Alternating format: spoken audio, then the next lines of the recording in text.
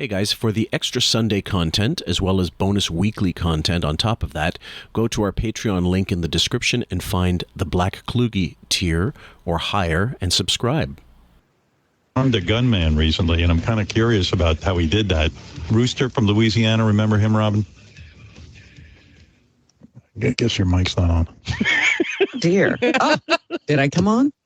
Pretty unprofessional. Robin all excited because I saw she was at the Pearl Jam concert that Sirius XM threw over at the old Apollo Theater, and she was being feted by Eddie Vedder himself. I got sent a picture Saturday night. I almost blew my stack. Robin standing there without a mask next to Eddie Vedder taking pictures. And I'm like, well, I guess someone isn't immunocompromised, I guess. Wait a minute. Is my mic on now? I'm tempted to turn it off. I'm so upset with you. You are unbelievable. First of all, let me say, when I got the invitation, I was like, well, how do they protect the band? What are they just letting people walk in? These people have to stay on tour. We were all carted into an area and tested before we could even go into that area. And I had a little band, a wristband on that said verified. Because yeah, verified and certified. Go ahead. True. She's immediately on the defensive. Yeah. And he even yells at her. He's like, I talked to you that day and you didn't tell me shit. And she's like, why would I tell you anything when I know what your answer is going to be?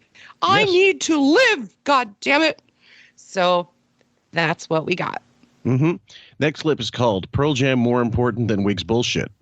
Well, speaking with you before Saturday and for about an hour on the phone, and no mention of you were going to Pearl Jam. I mean, you kept it awfully tight to the vest. You knew that I would. What do I want to do with you? Argue every time I want to go somewhere. Well, I just would have said nice knowing you and enjoy the afterlife. You want a chance to say goodbye. I would have said just tell my dad I say hello when you see him up there. I'm 100% convinced. Yeah, she's back on chemo or recovering from the last round of chemo, and her weight is not an indication that she's on the way out, guys. Because yes, a lot of cancer patients get emaciated near the end because the cancer demands more fuel from the body, so to speak, but her neck looks really. I mean, she's 70 years old. I get it, but she's not supposed to look like a picture of health. But if you look at the video footage, she looks like Bowie's crying or he's very choked up. How does Eddie know that she's going to be there? He doesn't look around and see this one big black woman and all of a sudden, it's Robin Quivers. It must be. He was told she was going to be there. That was an arrangement. And the only reason to really do that is because you think it'll make that person's day. Otherwise, why do it? She'd be just happy to be there watching the show, being out. She doesn't need a shout out. The shout out is just because, this will make you feel better on your way out. That, and we can play it over and over as a tribute to her when she does pass. Yep.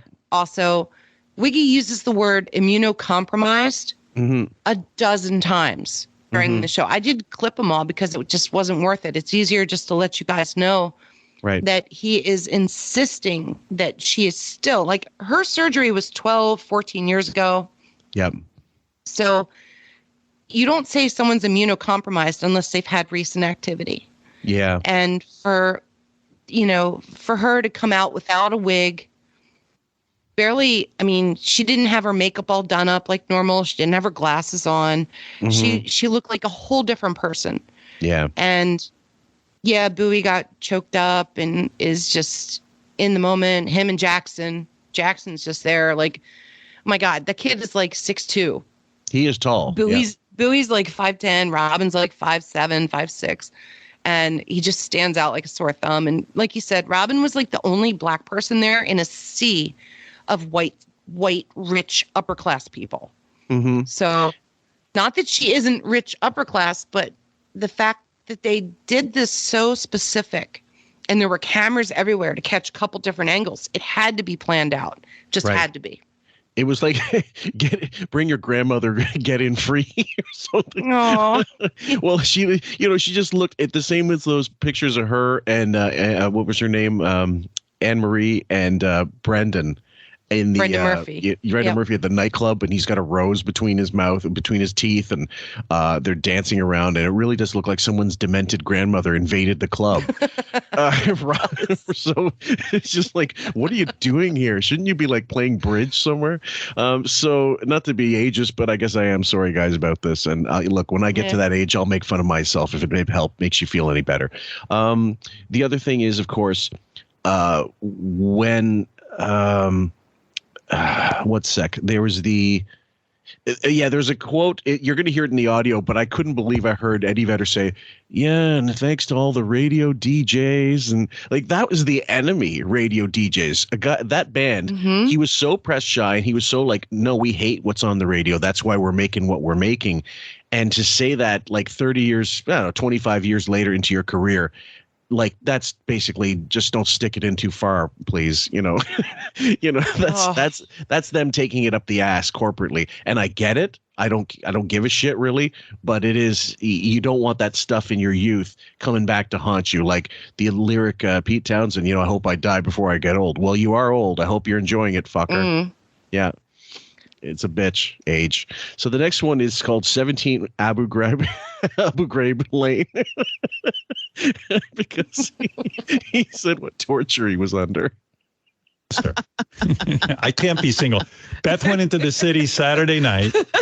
She was gone. She left Saturday around 2:00, and I was alone for 24 hours this weekend. Oh, wow. And oh my God, it's torture for me. I was like, honey, could you please come home? I don't know what to do with myself. I had all these plans. I was going to jerk off. I was going to paint. I was going to watch movies. And all I did was jerk off. That's it. I didn't get anywhere past it because I was like,